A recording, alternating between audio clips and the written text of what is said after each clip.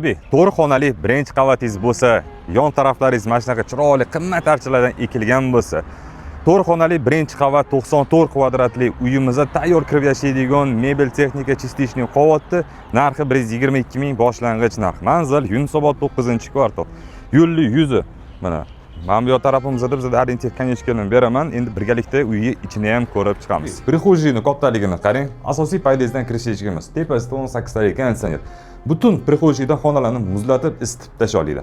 Qarang, keling, chap tarafdan boshlaymiz. Birinchi spalnimiz 520 ga 320 ga bo'lgan eng katta spalnimiz bu yoq bo'ladi. Bu planirovkamiz xonalar alohida, sanuzellar alohida. Ikkinchi xonamiz bolalar yotarxona, detskiy.